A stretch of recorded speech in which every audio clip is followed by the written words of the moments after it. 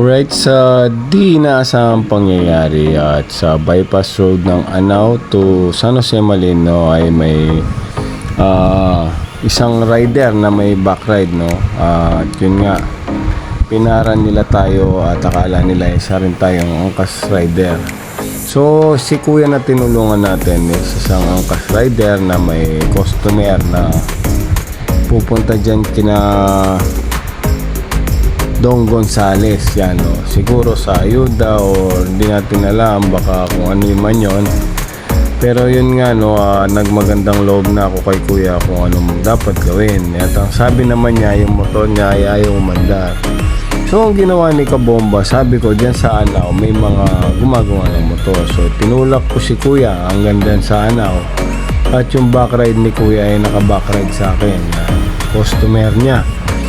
So para hindi po masayang ang oras at ito nga tinulak ko sa aking paa yung kanyang motorsiklo hanggang dyan sa Anao, yan, no. Pagdating mo naman dyan sa Anao may mga mekaniko na dyan, no. So pagdating dito sa kanto at kinausap ko muna si kuya at itong nangyari.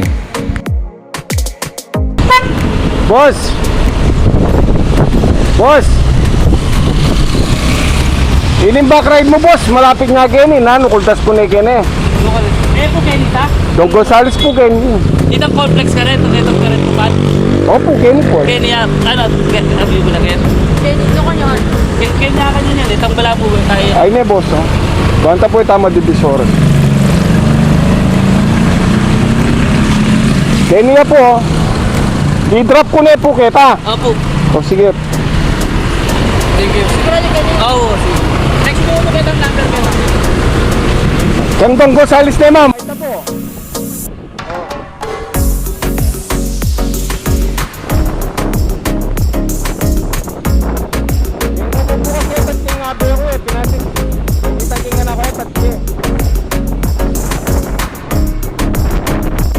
So yung customer ni kuya ay yun nga, binaba ko na dito sa complex ni Don Gonzales, no. Ayan.